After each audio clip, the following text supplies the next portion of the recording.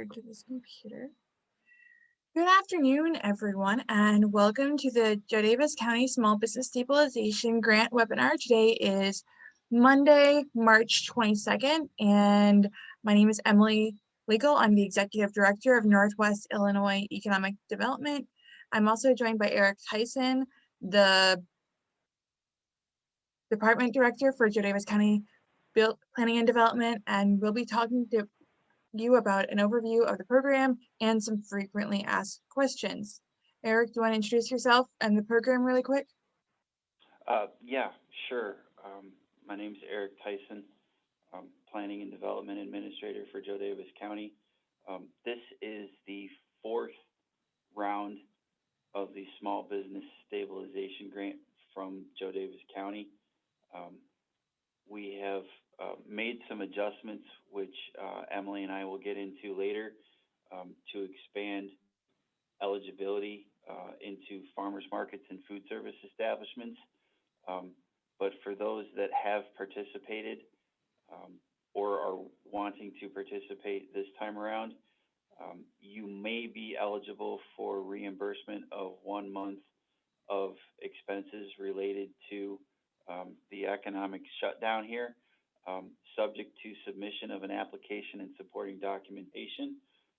Emily and I will go over the details, but to date we've given out quite a bit of money and would be more than willing and able to help you find some additional funds to help you through this next phase of our pandemic. So the application period for this grant is now open. You can visit www.joedaviess.org to find a fillable application form. The county has done a really great job of putting this front and center so that way you don't have to go digging like you have in the past. Applications are accepted until 4 p.m. at Monday, April 5th. And these are to help small businesses within Daviess County remain viable who have been deemed non-essential pursuant to the executive orders throughout the state. Daviess County does believe that small, non-essential businesses are in fact an essential part of the business and culture of the community, while recognizing the significant financial impact of the current health crisis. So, who's eligible for this? Any non-essential small business with no more than 12 full-time or full-time equivalent employees, restaurants, sole proprietorships, and hair salons are eligible. Physical business location must be separate from your residence unless you are a hair salon or daycare or bed and breakfast. And you must be able to enter into a grant agreement with recapture obliging the business to repay the grant if the program rules are not followed. You're expected to remain open for 1 year following the grant award, and you may have received no more than $5,000 in federal or state aid, including but not limited to the Paycheck Protection Program, the Economic Injury Disaster Loan, and the Illinois Business Interruption Grant. Eric? Yeah, this is where we get into some new eligibility requirements. Those establishments that have received a license for food service may be eligible for a 50% reimbursement of their fees previously paid to the health department. Anyone who received a farmer's market license for the 2021 year may be reimbursed at fully at 100%. Both of these applications, if that is all that you are seeking, simply require a couple of pages within the application document and a copy of your current license issued by the Daviess County Health Department. And let me emphasize, if this is all that you are seeking, either a food service establishment license reimbursement or a farmer's market license reimbursement, no additional eligibility requirements will apply.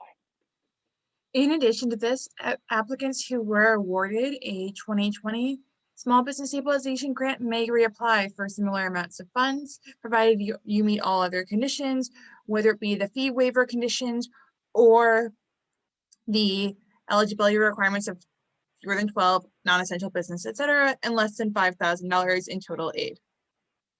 Qualifying expenses, Eric. For those seeking 1 month of expenses, this obviously includes rent or mortgage, and however your utilities are divided out, electric, gas, water, maybe that's combined with refuse, maybe your phone and internet are combined, you can receive up to $5,000. It's important to include documentation of those 1 month worth of expenses. And that can be something as simple as your most recent bill. Again, if also seeking food service establishment reimbursement or farmers market license reimbursement, you have to include a copy of the license issued by the health department for 2021. So as Eric was saying, you are required to provide a copy of current 2021 food service license for fee reimbursement. A copy of a lease or mortgage bill is also recommended. Copies of recent bills, whether it be scanned or physical copies from all utilities requested. As Eric did note, some of us, like myself, get our water and refuse bills on the same card. Feel free to submit that or reach out to your city if you have them on autopay. Bank statements and checks would also work. And then a quick explanation of why the PPP and EIDL were not good fits or why you didn't get as much as $5,000. Note that this does include all 3 rounds of Paycheck Protection Program that you may have been eligible for. So whether it was the first round, you got $1,000, second round, you got $2,000, and third round, you get $3,000, you are still not eligible per the grant requirements. But please just do let us know what you've gotten so that way we can work to make sure you're eligible. Also, documentation is the #1 reason we've turned down applicants for the grant. So please, please, please document. And if you have questions, feel free to reach out to either of our offices. Eric? The grant agreement is included in the application, and in short, just confirms that you are meeting the eligibility requirements based on the award amount. Award amount is what I meant to say. Confirming that you intend to and will stay open. I don't know that I've asked for additional information thus far, but that might be necessary. If for some reason there is an error or a breach, the grant amount may have to be recaptured or repaid by the award recipient. So it's pretty standard, but hopefully nothing to get too worked up about. And we haven't recalled any grants from last year, so it's just standard, like Eric said. So application tips. Let us know what you do, what you sell, if it's not immediately obvious. If there's a reason why you don't qualify for federal or state aid or get minimal state aid, less that here. Maybe you started after February 29th, 2020, so you weren't eligible. Maybe you're a retiree. Maybe you have a partner who has a salary, and that's why you didn't get the Paycheck Protection Program. County wants to make sure you're remaining open, so just let us know how you remained open throughout the pandemic, whether it be online shop, expanding to sell PPE or groceries, or anything else you may want us to know. Last but not least, we have some frequently asked questions. I'll take this and Eric and I can alternate. If I have more than 12 people working for me, am I eligible? This may be possible if you have employees who are not full-time. If you're a sole proprietorship and you don't work from home, you would qualify as well. Note that all food service establishments are eligible for fee reimbursement, whether you have 2 employees or whether you have 20. As long as you're applying for only the fee reimbursement, the 50% for your license, you're eligible. We want everyone to apply, whether you're as large as Timmerman's or as small as Savory Kitchen. Do you need to include the grant agreement? Not necessarily, but if you're awarded funds, it would need to be completed and signed. So make sure you've reviewed it. And pro tip, it saves the county time if you submit it when you submit your application, so that way we don't have to go chasing you down. Do I have to email my application? No, it's easiest. It ensures it gets to us right away because you didn't ask for a read receipt, but regular mail and fax are acceptable. I believe Eric got a few in the mail last week, and I'm picking up one tomorrow. You're also welcome to drop it off by hand at the Planning and Development Office, which is open Monday through Friday, 8 a.m. to 4 p.m. in Hanover. Contact information is at joedavis.org/building. When will you get the money?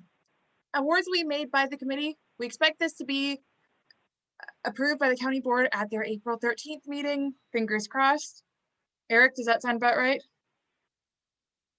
The only thing that would change that date, the April meeting of the county board strikes me as one that's moved up because of some other county-wide meeting on Tuesday. So Oh, I think it's the 12th. I wasn't sure as to why that was. Okay, April 12th.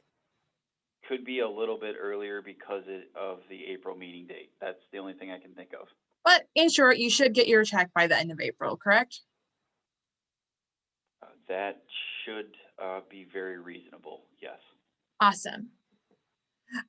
Just a couple of other ones. I don't have an employee identification number.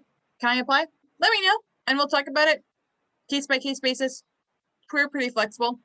I receive federal unemployment benefits as a result of the pandemic. Does this qualify as federal aid? No. Federal unemployment benefits do not count as state or federal aid because that was paid to you as an individual, not your business. What if I received only minimal help from the PPP? Can I still apply? As long as you have received less than $5,000 in total from the PPP from any and all rounds combined, you may still apply. We want to help you. We understand that some businesses got less than $1,000 and some businesses got less than $5,000 and you still have bills to pay. Please do apply. Last but not least, are these applications first come, first serve? Absolutely not. Noting the difference in connection throughout our communities and the fact that we have weekly newspapers, all grants submitted before the deadline will be considered equally. We have so much money left over from the past few rounds. We fully expect there to be enough money for everyone to go around. Any other questions you'd want to throw out there, Eric, that you've been receiving? No, it's unfortunately been a little quiet thus far. There's still 2 full weeks as of right now to apply. Yeah, please make a note of the phone numbers, look at the applications, and don't panic if you get a message, as I will be out towards the end of this week. I will be back in the office next week. There is more than enough money to go around right now. And again, if you received funding before for a month, you are eligible to receive another month's worth of expenses. And whatever you do, please document each expense. We're only able, by virtue of this program, to reimburse documented expenses for rent, mortgage, and utilities. So we need to have an amount so we can make sure we're giving you the amount that we are allowed to based on this. Document, document, document. If even while Eric's out, I'm around. I'm working pretty much every day until the application. So let me know what questions you have. Thank you for joining us, and we look forward to seeing your application. Thanks, Emily.